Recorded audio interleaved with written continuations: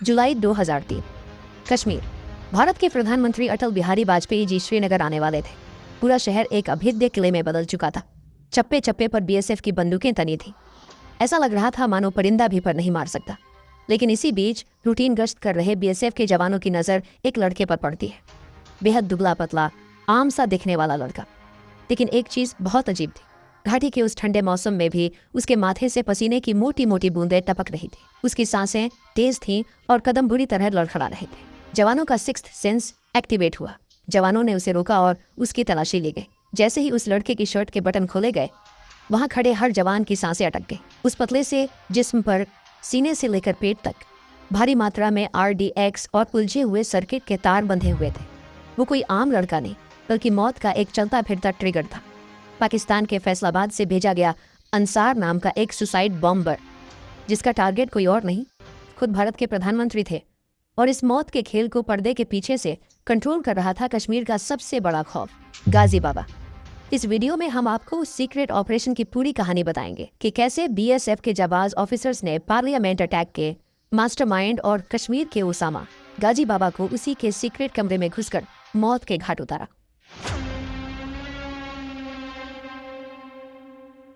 इस खौफनाक कहानी की शुरुआत कश्मीर की खूबसूरत वादियों से नहीं, बल्कि सरहद पार पाकिस्तान के बहावलपुर से होती है। एक आम सा लड़का जिसका नाम था राणा ताहिर नदीम। 80 का दशक वो दौर था जब कोल्ड वॉर अपने चरम पर था और अफगानिस्तान में सोवियत यूनियन के खिलाफ जिहाद के नाम पर एक बहुत बड़ा युद्ध छिड़ा हुआ था। पाकिस्तान के मदरसों से ब्रेन वॉश किए गए हजारों नौजवानों को हथियारों की ट्रेनिंग देकर वहां भेजा जा रहा था। राणा ताहिर भी उसी वजह से अफगानिस्तान पहुंच गया। वहां उसने खूंखार वॉरलॉर्ड गुलबुद्दीन हेकमतयार के मुजाहिदीनों के साथ हथियार उठाए। अफगानिस्तान की उन बंजर और पथरीली पहाड़ियों में राणा ताहिर ने गुरिल्ला वॉरफेयर की बारीकियां सीखी। उसने सीखा कि कैसे बिना खाना पानी के हफ्तों तक जिंदा रहना है, कैसे बिना कोई रहम खाए इंसानों को काटना है। लेकिन उसकी जिंदगी का असली टर्निंग पॉइंट तब आया जब वो युद्ध लड़कर वापस पाकिस्तान लौटा। यहाँ उसकी मुलाकात एक ऐसे शख्स से हुई जिसने उसके अंदर के जहर को एक नया और बहुत बड़ा मकसद दे दिया। वो शख्स था मौलाना मसूद अजहर। मसूद अजहर उस समय हरकत उल अंसार का जनरल सेक्रेटरी था और भारत के खिलाफ एक बहुत बड़ी और गहरी साजिश रच रहा था। राणा ताहिर मसूद के विजन से इतना ज्यादा इम्प्रेस हुआ कि उसने अपनी पूरी जिंदगी मसूद के नाम कर दी। वो मसूद की परछाई बन गया। मसूद ने भी इस लड़के के अंदर छुपी हुई क्रूरता और लीडरशिप क्वालिटी को पहचाना। उसने ताहिर को तुरंत अपना डेप्यूटी कमांडर बना दिया। इसी दौरान साल 1994 के फरवरी महीने में मसूद अजहर पहली बार एक फर्जी पुर्तगाली पासपोर्ट पर भारत आया। लेकिन उसका ओवर कॉन्फिडेंस और घमंड उसे ले डूबा। कश्मीर के अनंतनाग में इंडियन सिक्योरिटी फोर्सेस ने एक रूटीन चेकिंग के दौरान उसे धर दबोचा और सीधे सलाखों के पीछे डाल दिया। मसूद की गिरफ्तारी की खबर जब पाकिस्तान पहुंची तो राणा ताहिर नदीम आग बबूला हो उठा। उसने अपने आका की कसम खाई कि वो किसी भी कीमत पर, चाहे इसके लिए उसे पूरे कश्मीर को खून से क्यों ना नहलाना पड़े, वो मसूद अजहर को छुड़ा कर लाएगा। और यही से राणा ताहिर नदीम हमेशा के लिए पीछे छूट गया और जन्म हुआ एक नए खूंखार और बेहद शातिर चेहरे का, गाजी बाबा। गाजी बाबा LOC पार करके बहुत ही साइलेंटली कश्मीर घाटी में दाखिल हुआ। उसका प्लान बहुत क्लियर था। वो जानता था कि सीधे इंडियन आर्मी से टकराना बेवकूफी होगी। उसे एक ऐसी टेरर आर्मी बनानी थी जो कश्मीर को अंदर से जलाकर राख कर दे और भारत सरकार पर इंटरनेशनल प्रेशर बनाए। कश्मीर आते ही उसने अपना स्लीपर सेल और ग्राउंड वर्कर्स का नेटवर्क बिछाना शुरू किया। उसका दिमाग किसी शातिर लोमड़ी की तरह चलता था। उसने सबसे आसान और हाई प्रोफाइल शिकार चुना, विदेशी टूरिस्ट। 1994 में ही उसने घाटी घूमने आए 2 फॉरेन टूरिस्ट्स को किडनैप किया। लेकिन ग्लोबल डिप्लोमेटिक प्रेशर इतना ज्यादा बढ़ गया कि उसे उन्हें छोड़ना पड़ा। गाजी बाबा रुकने वाला नहीं था। जुलाई 1995 में उसने अपने आतंकी संगठन हरकत उल अंसार का नाम बदलकर अल फरान रखा। इस नए नाम के तहत उसने कश्मीर के पहलगाम से 6 विदेशी टूरिस्ट्स को किडनैप कर लिया। पूरी दुनिया की मीडिया में न्यूयॉर्क से लेकर लंदन तक कश्मीर और अल फरान का नाम गूंजने लगा। अमेरिका और यूरोप की सरकारें भारत पर दबाव डालने लगे, लेकिन भारत सरकार ने आतंकवादियों के सामने झुकने से साफ मना कर दिया। गाजी बाबा फ्रस्ट्रेट हो रहा था। इसके बाद उसने कोट भलवाल जेल के नीचे से सुरंग खोदकर मसूद को निकालने का एक बेहद दुस्साहसिक प्लान भी बनाया। लेकिन इंडियन इंटेलिजेंस की सतर्कता से वो भी फेल हो गया। करीब 3 बार मसूद को छुड़ाने के उसके प्लान बुरी तरह फ्लॉप हुए। लेकिन गाजी बाबा ने हार नहीं मानी। उसने एक ऐसा खौफनाक मास्टर स्ट्रोक चला जिसने पूरे देश को, पूरी सत्ता को घुटनों पर ला दिया। साल 1999 इंडियन एयरलाइंस की फ्लाइट IC814 का काठमांडू से कंधार के लिए हाईजैक। इस पूरी हाईजैकिंग का मास्टरमाइंड, जो पर्दे के पीछे से हर एक चाल तय कर रहा था, वो गाजी बाबा ही था। नतीजा क्या हुआ, ये पूरा देश जानता है। भारत सरकार को अपने बेगुनाह नागरिकों की जान बचाने के लिए खूंखार आतंकवादी मसूद अजहर को कंधार ले जाकर छोड़ना पड़ा। मसूद अजहर जब वापस पाकिस्तान की धरती पर पहुंचा तो उसने सबसे पहला काम गाजी बाबा को रिवॉर्ड देने का किया। उसने जैश-ए-मोहम्मद नाम का एक नया खूंखार संगठन बनाया और गाजी बाबा को जम्मू कश्मीर का कमांडर इन चीफ घोषित कर दिया। अब तुम्हें कश्मीर से बाहर जाने की जरूरत नहीं है, तुम वहीं रहोगे और वहीं से पूरे भारत को दहलाने की प्लानिंग करोगे। कमांडर इन चीफ बनते ही गाजी बाबा ने कश्मीर घाटी में मौत का एक नया तांडव शुरू किया। उसने घाटी में फिदायीन यानी सुसाइड अटैक्स का ट्रेंड सेट किया। साल 2000 में 20 अप्रैल को श्रीनगर के बादामी बाग कैंटोनमेंट पर हुआ हमला इसका पहला बड़ा सबूत था। 19 साल के एक लोकल लड़के आफाक अहमद शाह को गाजी बाबा ने ब्रेन वॉश किया और विस्फोटकों से भरी गाड़ी के साथ इंडियन आर्मी के 15 कॉर्प्स हेडक्वार्टर्स के गेट पर टकराने भेज दिया। इसके बाद 1 अक्टूबर 2001 को जम्मू कश्मीर लेजिस्लेटिव असेंबली पर फिदायीन हमला हुआ, जिसमें 38 लोग मारे गए। गाजी बाबा ने करीब 300 कट्टर जिहादियों की अपनी एक प्राइवेट आर्मी बना ली थी।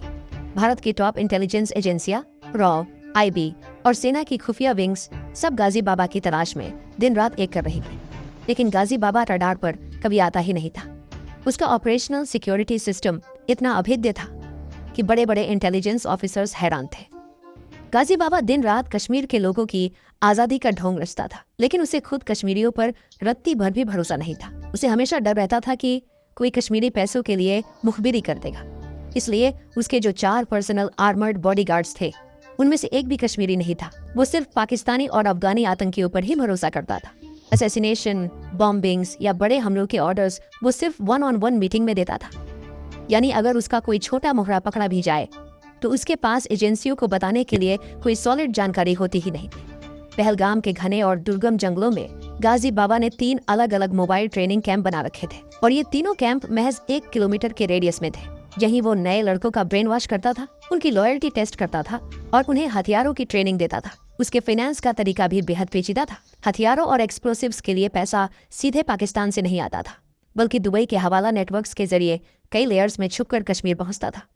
गाजी बाबा अब कोई आम आतंकवादी नहीं था। वो हमारी इंटेलिजेंस एजेंसीज और BSF के लिए सबसे बड़ा सिरदर्द था। कभी बांदीपुर तो कभी गांदरबल। वो अपने हाइडआउट्स इतनी तेजी से बदलता था कि जब तक हमारी फोर्सेस वहां रेड मारने पहुंचती, वहां सिर्फ उसकी जलाई हुई सिगरेट के टुकड़े और चाय के खाली कप मिलते थे। अगर गाजी बाबा को जरा सा भी शक हो जाता कि कोई कश्मीरी लोकल इंडियन आर्मी या BSF का इन्फॉर्मर है, तो वो उसे सीधे गोली नहीं मारता था। वो उसे बीच चौराहे पर तड़पा तड़पा कर मारता था ताकि पूरे इलाके में दहशत फैल जाए। इन्हीं सब के बीच इंटेलिजेंस और स्पेशल ऑपरेशन ग्रुप SOG को एक बहुत बड़ा ब्रेक थ्रू मिला था। जुलाई 2001 की बात है। SOG के चीफ सुनील कुमार को एक ऐसा सोर्स मिल गया था जो गाजी बाबा और उसके कमांडर्स को उनके गुप्त हाइडआउट्स पर खाना सप्लाई करता था। एक ऑपरेशन प्लान किया गया। हम उस सप्लायर के जरिए खाने में बहुत हैवी सेडेटिव्स मिला देंगे। जैसे ही गाजी और उसके आदमी खाना खाकर बेहोश होंगे, हम उन्हें अरेस्ट कर लेंगे। सोर्स रेडी था, सेडेटिव्स रेडी थे और BSF की असॉल्ट टीम भी रेडी थी। ये गाजी बाबा के अंत की रात हो सकती थी, लेकिन इस कहानी में एक ऐसा ट्विस्ट आया जिसने सब कुछ बर्बाद कर दिया। SOG के अंदर कोई गद्दार बैठा था। किसी ने चंद रुपयों या किसी डर के चलते देश का सौदा कर लिया। उस गद्दार ने ऑपरेशन शुरू होने से कुछ घंटे पहले ही ये बात गाजी बाबा तक पहुंचा दी। जब हमारी टीम उस लोकेशन पर रेकी करने पहुंची तो वहां गाजी बाबा नहीं था। एक गद्दार की वजह से एक बहुत बड़ा ऑपरेशन फेल हो गया और इस फेलियर की कीमत भारत को बहुत भारी चुकानी पड़ने वाली थी। इस फेल हुए ऑपरेशन के ठीक 5 महीने बाद गाजी बाबा ने वो किया जिसने पूरे भारत की नींव हिला दी। 13 दिसंबर 2001 देश की राजधानी दिल्ली में भारत के पार्लियामेंट पर अटैक। गाजी बाबा ने पहलगाम के घने जंगलों में खुद अफजल गुरु की मुलाकात अपने टॉप कमांडर्स से करवाई थी। गाजी बाबा 12 हथियारों से लैस बॉडीगार्ड्स के घेरे में एक बॉस की तरह बैठा था। पार्लियामेंट पर हमला करने वाले आतंकियों में से राणा और हमजा को गाजी बाबा ने खुद ब्रेन वॉश करके तैयार किया था। पार्लियामेंट अटैक के बाद दुनिया का पूरा जियोपॉलिटिकल डायनामिक्स बदल गया। भारत और पाकिस्तान युद्ध की कगार पर खड़े थे। जांच एजेंसियों ने जब सारे तार जोड़े तो एक ही नाम सामने आया, गाजी बाबा। भारत सरकार के एक टॉप मिनिस्टर ने प्रेस कॉन्फ्रेंस में साफ कह दिया था कि ये आदमी कश्मीर का ओसामा है। पार्लियामेंट अटैक के बाद गाजी बाबा भारत की हर एजेंसी की हिट लिस्ट में टॉप पर था। गाजी भी ये बात जानता था कि अब पूरा देश उसके खून का प्यासा है। उसने अपना हुलिया पूरी तरह से बदल दिया। उसने अपनी लंबी पहचान वाली दाढ़ी काट ली और अंडरग्राउंड हो गया। पार्लियामेंट अटैक के बाद के 1.5 सालों में उसने फ्रस्ट्रेशन में बीएसएफ के जवानों को चुन चुन कर निशाना बनाना शुरू किया। वो जानता था कि बीएसएफ उसके पीछे हाथ धोकर पड़ी है। हर दूसरे तीसरे दिन घाटी से हमारे किसी न किसी जवान के वीरगति प्राप्त होने की खबर आती थी। जुलाई 2003 कश्मीर के लिए ये एक बहुत ही क्रिटिकल और हाई टेंशन समय था, क्योंकि प्रधानमंत्री अटल बिहारी वाजपेयी जी श्रीनगर के एक बहुत बड़े दौरे पर आने वाले थे। पूरे श्रीनगर को एक किले में तब्दील कर दिया गया था। हर गली, हर चौराहे पर बीएसएफ और पुलिस का कड़ा पहरा था। इसी दौरान रूटीन चेकिंग के समय बीएसएफ के कुछ जवानों ने एक पतली सी गली से आते हुए एक लड़के को देखा। लड़का बहुत दुबला पतला था, लेकिन उसके माथे पर पसीना था और वो बुरी तरह नर्वस लग रहा था। जवानों ने उसे रोका और उसकी तलाशी ली गई। जैसे ही उस लड़के की शर्ट के बटन खोले गए, वहाँ खड़े हर जवान की सांसें अटक गई। उस लड़के की छाती से लेकर पेट तक भारी मात्रा में एक्सप्लोसिव और सर्किट के तार बंधे हुए थे। वो एक चलता फिरता सुसाइड बॉम्बर था। उसे तुरंत अरेस्ट करके सेफ हाउस ले जाया गया। जब बीएसएफ के कमांडेंट एन दुबे ने इंटेरोगेशन शुरू की तो पता चला कि वो कश्मीरी नहीं है। उसका नाम अंसार था और वो पाकिस्तान के फैसलाबाद से आया था। गाजी बाबा ने उसे वाजपेयी जी की रैली में खुद को उड़ाने के लिए बुलाया था। बीएसएफ ने एक बहुत बड़ी ट्रेजेडी होने से बचा ली थी। शुरुआत में अंसार ने मुंह खोलने से साफ मना कर दिया। वो मार खाने को तैयार था, लेकिन बोलने को नहीं। तभी जम्मू कश्मीर पुलिस के एक बहुत ही शातिर और अनुभवी ऑफिसर ने एक साइकोलॉजिकल ट्रिक चली। उन्होंने अंसार को मारा नहीं, बल्कि बड़े प्यार से उसके कंधे पर हाथ रखा और कहा, देखो यार, तुम बहुत स्मार्ट और फिट लड़के हो। तुम्हें क्या लगता है तुम्हारे आकाओं को तुम्हारी जान की परवाह है? तुम उनके लिए सिर्फ एक मोहरा हो। अगर तुम हमारा साथ दो तो हम तुम्हें पुलिस में एक बहुत अच्छी नौकरी दिलवाएंगे। कम पढ़े लिखे और ब्रेन वॉश्ड आतंकियों पर ये गुड कॉप वाली साइकोलॉजिकल ट्रिक्स अक्सर काम कर जाती थी। अंसार पिघल गया और उसने पुलिस के सामने सरेंडर कर दिया। एन दुबे ने सवाल पूछा, क्या तुम गाजी बाबा को जानते हो? अंसार ने जवाब दिया, मैं उसके हाइडआउट की सही लोकेशन तो नहीं जानता साहब, लेकिन मेरी रोज वायरलेस पर उससे 2 बार बात होती है, सुबह 9:30 बजे और दोपहर 3:30 बजे। अंसार ने आगे बताया कि उसका कोड नेम 08 है और गाजी बाबा का कोड नेम 39 है। पास ही खड़े बीएसएफ के वायरलेस ऑपरेटर गंधर्व कुमार झटके से आ गया है। सर, ये 39 कोड नेम मैंने वायरलेस इंटरसेप्ट्स में कई बार सुना है। जब भी हमारा कोई जवान शहीद होता है तो ये 39 कोड वाला शख्स ही खुश होकर मैसेज देता है कि मुर्गा टपका दिया है। कमांडेंट एन दुबे ने अंसार को सख्त आदेश दिया कि वो अब हर रोज तय समय पर गाजी बाबा से बात करेगा और किसी भी तरह बातों बातों में उससे कोई लोकेशन या हिंट उगलवाएगा। दोपहर 3:30 बजे अंसार ने वायरलेस ऑन किया। बीएसएफ की पूरी टीम सुन रही थी। सामने से गाजी बाबा की आवाज आई, लेकिन गाजी बाबा बहुत चालाक था। वो अंसार से नहीं बल्कि किसी और कमांडर से बात कर रहा था। 08 मिसिंग है, वो रडार पे नहीं है, अलर्ट पे रहना, कोई भी गड़बड़ लगे तो तुरंत बेस बदल लो। अंसार का राज खुल चुका था। गाजी बाबा को भनक लग गई थी कि उसका मोहरा पकड़ा गया है। कमरे में निराशा छा गई। लगा जैसे शिकार फिर से हाथ से निकल गया। लेकिन अंसार ने अपनी वफादारी साबित करने के लिए एक आखिरी तुरुप का इक्का फेंका। साहब, मुझे एक बात याद आ रही है। मैं एक कारपेंटर को जानता हूँ। वो जैश के लिए दीवारों के पीछे सीक्रेट हाइडआउट्स और हिडन रूम्स बनाने का काम करता है। बिना एक सेकंड गवाए उस कारपेंटर को धड़ दबोचा गया। जब उसे बीएसएफ बेस पर लाया गया तो वो डर के मारे थर थर कांप रहा था। साहब, अल्लाह की कसम मुझे कुछ नहीं पता। मुझे तो बस आँख पर पट्टी बांधकर गाड़ी में डाला जाता था और काम खत्म होने के बाद वापस छोड़ दिया जाता था। लेकिन जब दुबे ने अपना लहजा सख्त किया तो उस कारपेंटर का दिमाग चलने लगा। साहब, एक घर है, वहाँ एक बार मुझे बिना पट्टी के ले जाया गया था। मुझे उसका रास्ता याद है। दुबे ने तुरंत उसे अपनी प्राइवेट सेंट्रो कार में बिठाया। वो उसे लेकर सीधे नूरबाग इलाके की तरफ निकल पड़े। कारपेंटर ने डरते हुए एक आम से दिखने वाले 3 मंजिला घर की तरफ इशारा कर दिया। साहब, यही वो घर है। उसी रात बीएसएफ हेडक्वार्टर में एक सीक्रेट मीटिंग हुई। नक्शे बिछाए गए, टीमें तय की गई, एग्जिट और एंट्री पॉइंट्स मार्क किए गए और फाइनली ऑपरेशन गाजी बाबा का काउंटडाउन शुरू हो गया। इंटेलिजेंस पुख्ता हो चुकी थी। नूरबाग का वो 3 मंजिला घर रडार पर था, लेकिन ये कोई जंगल नहीं था। ये एक भीड़ भाड़ वाला रिहायशी इलाका था। एक छोटी सी गलती और सैकड़ों आम नागरिकों की जान जा सकती थी। 30 अगस्त 2003 सुबह के 4 बज चुके थे। एन दुबे खुद इस ऑपरेशन को लीड कर रहे थे। 9 हाईली ट्रेंड बीएसएफ कमांडोज की असॉल्ट टीम तैयार थी। कारपेंटर उनके साथ था। बाहर की तरफ से पैरामिलिट्री और इंडियन आर्मी के जवानों ने पूरे इलाके को सील कर दिया था। आसपास के घरों से लोगों को चुपचाप निकाला जा रहा था। वायरलेस पर एक आखिरी इंटरसेप्ट मिला। अंदर मौजूद लोगों ने कोड 39 का इस्तेमाल किया था। इसका मतलब साफ था, गाजी बाबा उसी इमारत के अंदर मौजूद था। अंधेरे में जब दुबे ने उस घर को गौर से देखा तो उनका सिक्स्थ सेंस बोला कि कुछ गड़बड़ है। उन्होंने कारपेंटर की गर्दन को पीछे से दबोचा। क्या ये वही घर है? सच बता, वरना यही गोली मार दूंगा। कारपेंटर पसीने से भीग चुका था। उसने गौर से देखा और डरते हुए 2 घर छोड़कर एक दूसरे मकान की तरफ अपनी कांपती उंगली से इशारा किया। उसी वक्त उस दूसरे मकान की तीसरी मंजिल की खिड़की पर एक लाइट ऑन हुई और तुरंत ऑफ हो गई। टीम ने बिना कोई आवाज किए मकान का दरवाजा तोड़ा और अंदर दाखिल हुई। फॉर्मेशन बनाते हुए वो सीढ़ियों से ऊपर चढ़ने लगे। टीम ने कमरा दर कमरा बहुत संभल कर तलाशी लेना शुरू किया।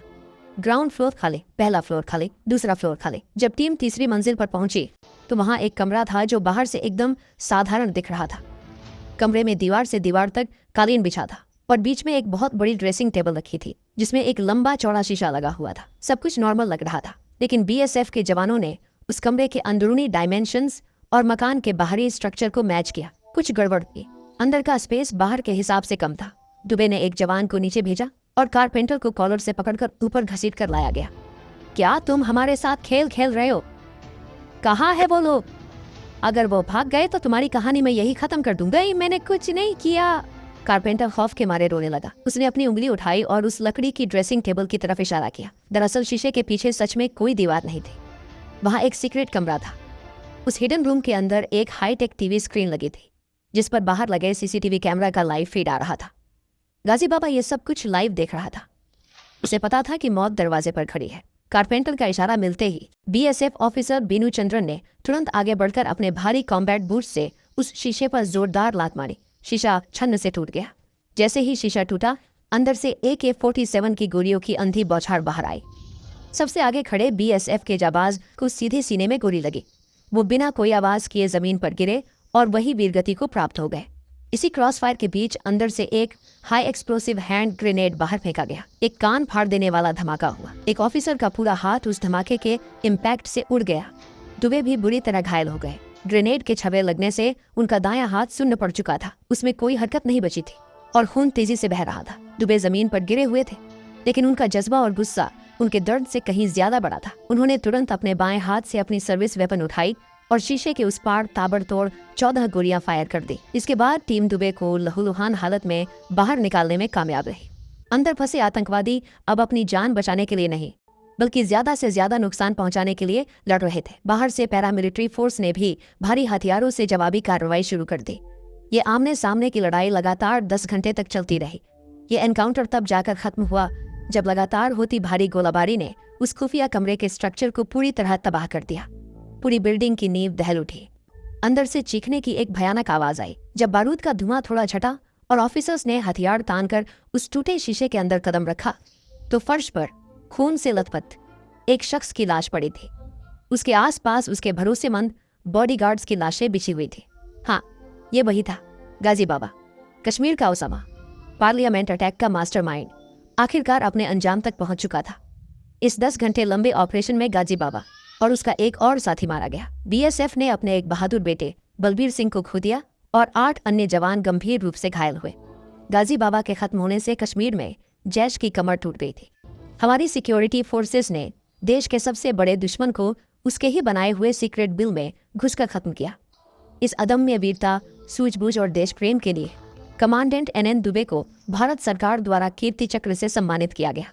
और इस तरह नूरबाग की उस संकरी गली में हुआ बीएसएफ का ये एक्शन कश्मीर के इतिहास का सबसे महान और कामयाब ऑपरेशन बनकर हमेशा के लिए अमर हो गया। दोस्तों, अगर वीडियो पसंद आया तो इसे एक लाइक जरूर करें, शेयर करें और चैनल को सब्सक्राइब करें ताकि हम ऐसी वीडियोस आप तक लाते रहें।